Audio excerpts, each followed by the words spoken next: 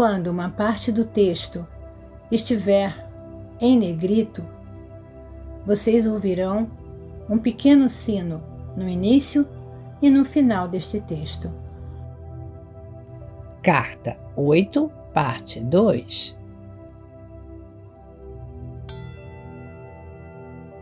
Pensar em si mesmo é uma experiência terrena, humana. A entrega total e sincera da personalidade ao Pai Vida remove a barreira entre a dimensão espiritual e a alma. A pessoa já não tem que pensar em si mesmo.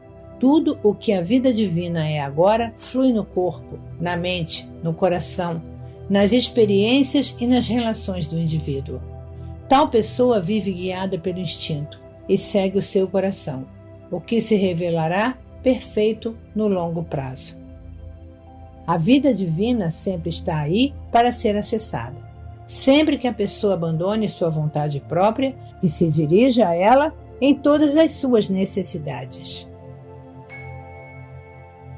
Você deve lembrar que me refiro ao momento em que você penetra a dimensão humana do intelecto e ultrapassa sua confiança nele e nos meios materiais para conseguir o que quer da vida. Muitas pessoas acreditam que atingiram esse ponto do desenvolvimento espiritual, mas estão iludindo a si mesmas. Quando uma pessoa abandona a lógica e sabe sem nenhuma dúvida que pode confiar plenamente na orientação para alcançar objetivos inspirados, sua vida muda.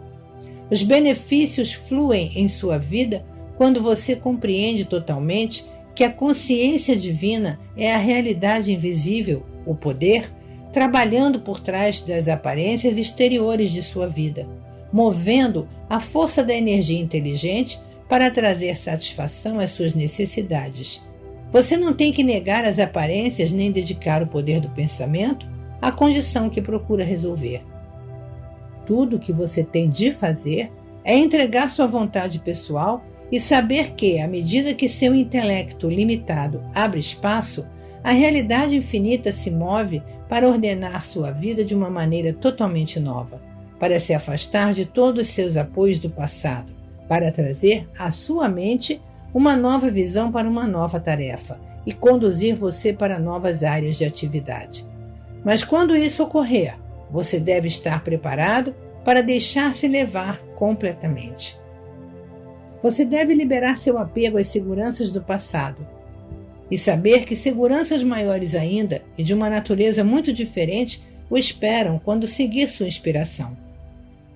Uma vez que esse estado de existência espiritual humana e bem-estar harmonioso dependem inteiramente da habilidade de a pessoa fazer um contato real com a realidade divina, é imprescindível voltar uma e outra vez ao estudo profundo da realidade divina em si mesma e da maneira pela qual o impulso egocêntrico trabalha sem cessar na consciência humana, bloqueando as diretrizes intuitivas da vida divina na mente. Neste momento, você está vivendo uma existência obscura, pesada, em lugar de viver conscientemente dentro da consciência divina, adentrando nela e permitindo que ela invada e alegre o seu pensar e as suas experiências na vida. Você permanece encerrado no quadro mental emocional dos impulsos eletromagnéticos até que dirija o poder de sua vontade para dissolver conscientemente o tecido de suas crenças humanamente concebidas e chegue a ver com clareza que sua realidade é a consciência divina, não sua família nem sua conta bancária. Quando alcançar essa visão interior, entrará na luz e a luz habitará em você.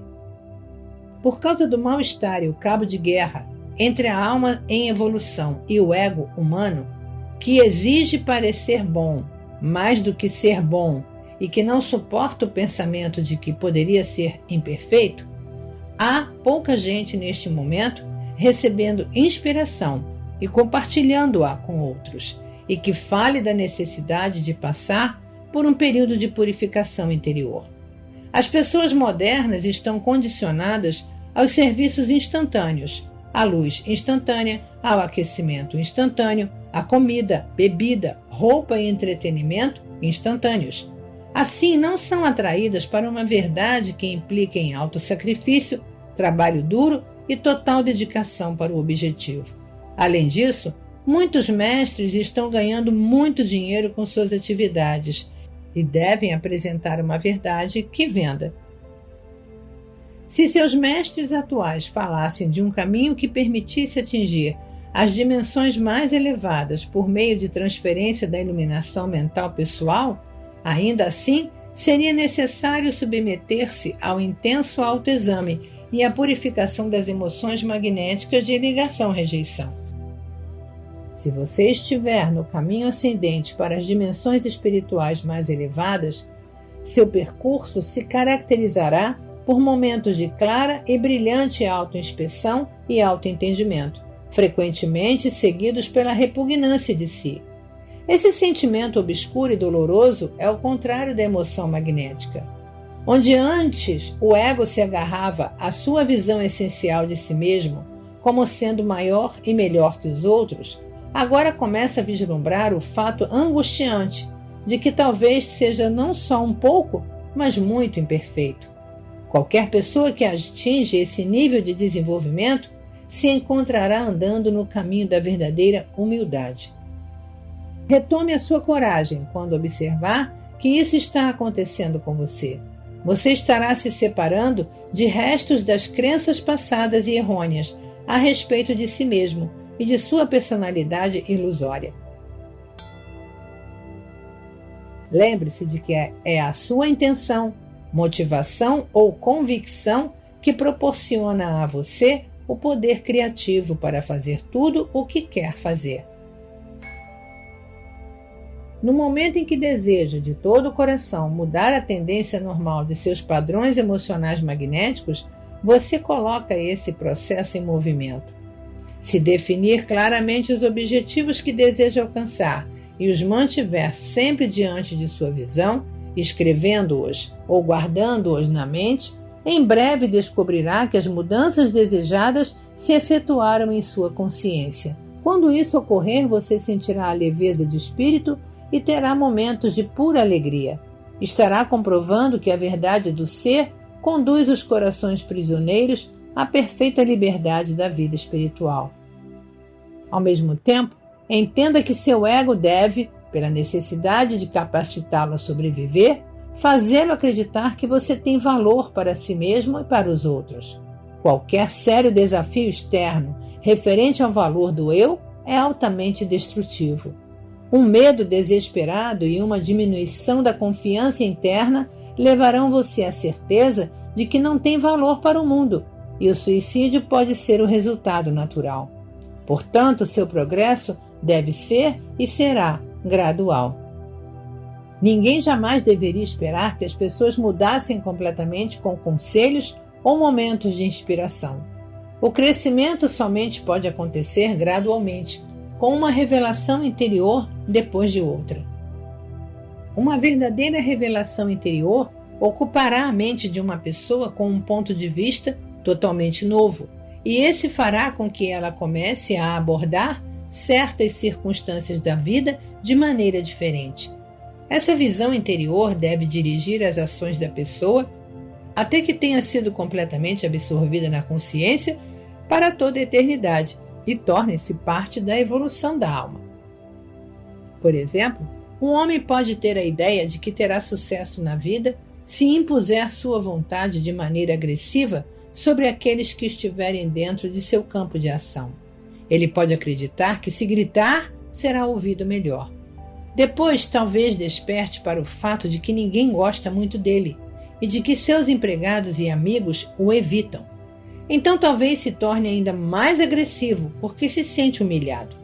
Ou então, se ele é uma alma em evolução, pergunte-se o que pode fazer a respeito de seu isolamento. No momento em que a vida divina penetrar em sua consciência, psique, e fizer com que se dê conta de que ele mesmo afasta as pessoas com quem grita, terá um relâmpago de inspiração. Compreenderá que para ser feliz e ter sucesso, deve tratar os outros como ele gostaria que o tratassem. Você poderia dizer que essa percepção não é necessariamente inspirada, mas apenas nascida do senso comum, que ele mesmo foi responsável por chegar a essa compreensão. No entanto, não é assim. Os pensamentos do ego são ditados somente pelos impulsos de ligação-rejeição, e qualquer nova sabedoria vem da inteligência amorosa. Esse poderá ser o último relâmpago de inspiração que terá, mas se ele verdadeiramente está em um caminho espiritual e buscando as dimensões mais elevadas de realização, gradualmente perceberá que essa primeira superação do ego não é suficiente. Ele começará a ver outros padrões de comportamento egóico, dos quais não suspeitava, e colocará outro objetivo fora do alcance no momento, mas que, em breve, com oração e reflexão também atingirá. Dessa maneira, as frequências vibratórias de sua consciência se elevarão, e ele se moverá gradualmente para os reinos celestiais de consciência, o reino dos céus. Outro exemplo pode ser o de uma mulher que só se sinta segura pela imutabilidade de seu estado atual. Ela tem medo de se expressar quando é tratada com desrespeito. Essa pessoa humilde, embora se sinta mais à vontade se refugiando no silêncio, sofrerá também com um profundo ressentimento, porque sua personalidade passiva não é respeitada. Tal pessoa geralmente se volta para a religião em busca de conforto e segurança, e porque não compreende as leis da existência. Ela provavelmente permanecerá imóvel em sua humildade até o fim de seu tempo na Terra. De fato, por causa de minhas palavras registradas nos Evangelhos, benditos sejam os mansos, porque eles herdarão a terra. A Igreja ensinou que a humildade é recomendável e talvez essa mulher sinta que sua humildade é o caminho para a luz. Entretanto, se essa pequena e humilde mulher encontrar a verdade referente ao seu ser e encontrar o caminho correto para fazer contato com a consciência universal, ela acabará por compreender claramente que espiritualmente é igual a todos os demais. Ela será inspirada para expressar-se bem e terá força para falar sua verdade de uma maneira mais confiante e atraente. As pessoas começarão a respeitar essa nova pessoa e ela estará manifestando o desenvolvimento espiritual interior que ganhou durante seus momentos passados em meditação. Lembre-se de que você não está na Terra para agradar a Deus, conforme diz sua Igreja. Está na Terra para expressar Deus e para fazer um contato cada vez mais próximo com a consciência universal, até que fique livre da escravidão magnético-emocional. Devo deixar claro que minhas palavras foram mal interpretadas no Evangelho. Eu disse, bem-aventurados são aqueles de coração pacífico, porque eles herdarão a terra. Se você contemplar o mundo, verá que aqueles países de coração pacífico prosperam e vivem em harmonia com seus vizinhos. Onde há confusão e assassinatos, essa turbulência é a manifestação direta da consciência de seus habitantes. Tal consciência destrói um país e gera pobreza e doença. Às vezes, um país como o Tibete, que adora o seu próprio isolamento, rituais e crenças espirituais, pode estar sufocando a si mesmo sob o peso de suas próprias criações humano-espirituais.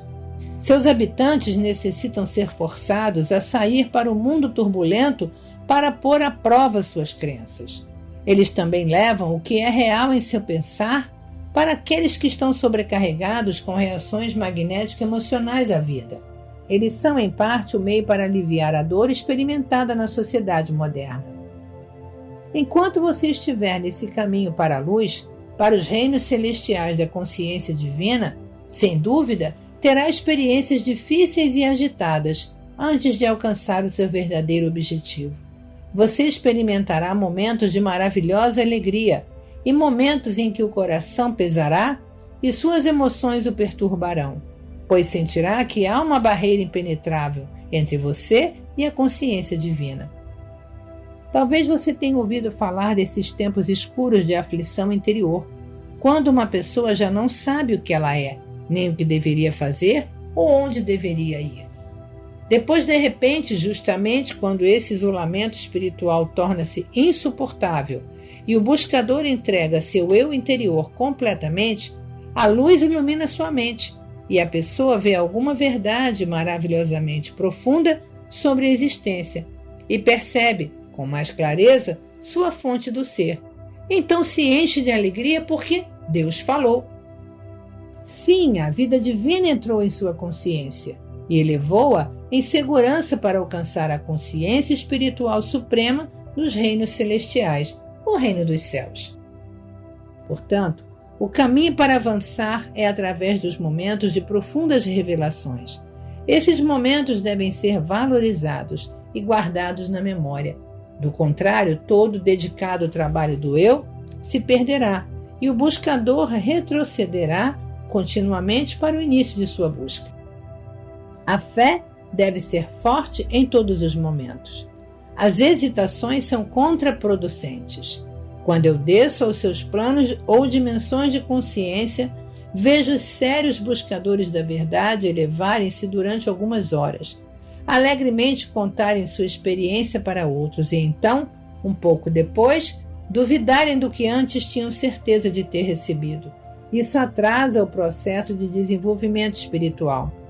Esses momentos de dúvidas devem ser energicamente combatidos e superados por meio da meditação e oração, pois a dúvida corrói o que você conhece e acredita.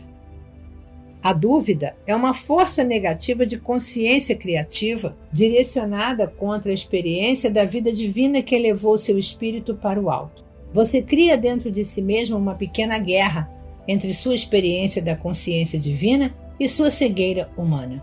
Você provavelmente destruirá a memória daquele momento divino e apagará todos os vestígios de elevação espiritual e desenvolvimento que ele trouxe para a sua consciência.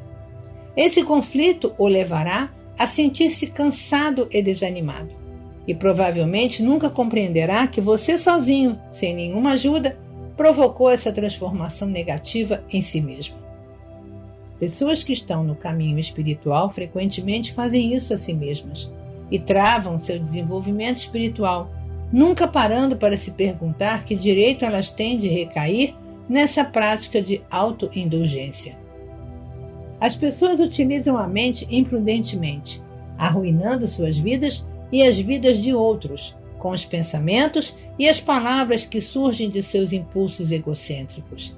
É apenas a sua vida mental e emoções perturbadas o que gera confronto e ferimentos, ainda que não em seu rosto, corpo, mãos e pernas, a menos que os confrontos acabem em abuso físico. E mesmo o conflito físico tem sua origem na frustração do ego na mente e nas emoções, o que é transmitido aos membros do corpo para que a ira incontrolável seja descarregada. Dessa maneira, casamentos e amizades começam com alegria e terminam em tristeza e rejeição mútuas, pois as pessoas acham impossível canalizar seus impulsos egocêntricos para modos de expressão que preservem a vida e o amor. Pais e filhos expressam amor mútuo até os anos da adolescência. Então o ódio entra em cena e azeda as relações quando os filhos se rebelam contra a autoridade e os pais reagem com o abuso autojustificado. Novamente, não há necessidade de tal conflito. Os pais devem compreender que cada geração luta para encontrar seu lugar no mundo adulto e para fazer as coisas de maneira mais inovadora do que os anciãos. Como os jovens podem florescer se forem aprisionados a uma escravidão juvenil? O tempo em que os filhos se tornam jovens adultos é um tempo de crescimento para os pais, que devem então se preparar para a etapa seguinte de suas vidas, o uso mais inspirado de seus talentos latentes e depois a velhice, aceitando suas loucuras e erros passados e, por fim, uma transição pacífica para a luz eterna. Por que brigar? Por que lutar? As pessoas que estão totalmente controladas pelo ego lutam com unhas e dentes pelos seus direitos. As pessoas que estão espiritualmente maduras solucionam os problemas discutindo com empatia. O que significa isso em termos humanos? Significa escutar o outro, reconhecendo com palavras ou em silêncio que a forma como a pessoa sentia ou sente certa situação é tão válida e digna de respeito quanto os seus próprios sentimentos. Quando você estiver envolvido em um sério confronto no qual nenhuma das partes esteja disposta a ceder um pouco de terreno, afaste-se e se dê um tempo para compreender que você está travando uma batalha da consciência. A batalha não é somente o resultado do que ocorreu e se disse no calor do momento. O que realmente se passa é o resultado do que vocês são em consciência. Isso implica no contexto e história de cada um. O conflito surge da personalidade em si, do tipo de impulso egocêntrico que cada pessoa possui, das percepções básicas do que é certo ou errado, das atitudes que cada um normalmente tem em relação aos demais e para a vida em geral. Portanto, quando se envolver em um conflito, diga a seu oponente que você quer fazer uma pausa e acalmar sua mente, a fim de poder escutar mais construtivamente. E então seja sábio, recorra à consciência divina e peça a intervenção da consciência amorosa nessa situação. Tente entender e visualizar que ambos estão na luz da consciência divina, iguais na origem de sua alma e no destino, igualmente verdadeiros, humanos e únicos.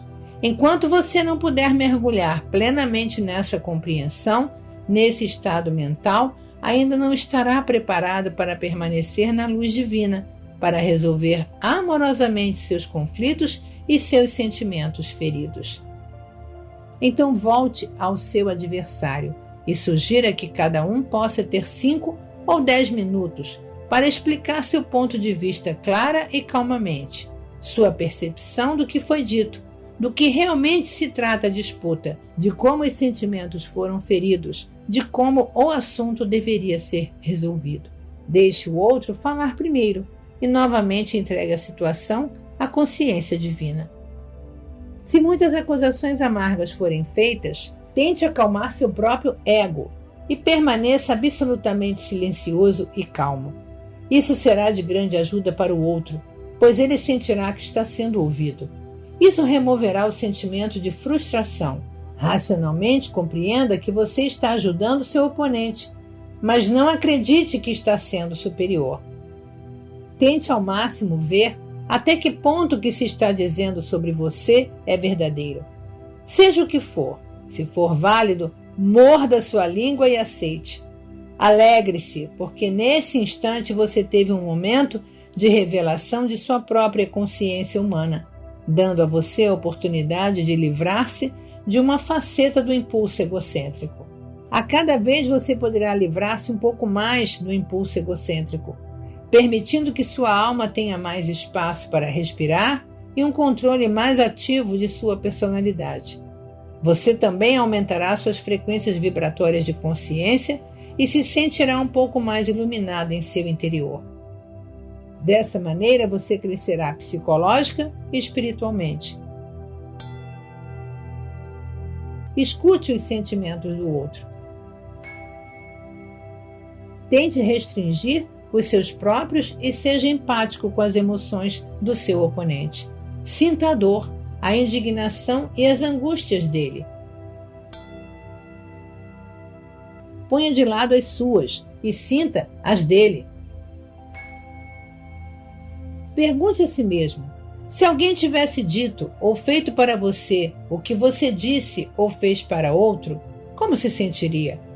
Se puder pôr seu ego de lado o suficiente para considerar isso, então você está no caminho para a superação do tipo de impulso egocêntrico que põe a si mesmo acima de qualquer outra consideração e que é incapaz de ver qualquer outro ponto de vista. Antes de falar, espere calmamente em silêncio até que os 10 minutos de seu adversário tenham terminado completamente. Mesmo que ele conclua antes, e isso signifique que os dois se mantenham em silêncio durante um tempo. Reconheça tão amavelmente quanto seja capaz que você ouviu o que ele disse e que pode compreender por que está aborrecido. Naquele instante de autocontrole, compreenda que você ganhou um mínimo de controle sobre si mesmo e que deu o primeiro passo para curar a situação. Por outro lado, se você realmente não compreendeu o que ele disse, então você está bloqueando mentalmente alguma coisa do que ele está dizendo que você não quer ouvir ou receber. Portanto, de novo, o seu ego está no controle. Controle-o por sua vez e convide o outro a se explicar um pouco mais, fazendo o melhor possível para se pôr no lugar dele. Sinta sua dor, compreenda sua raiva.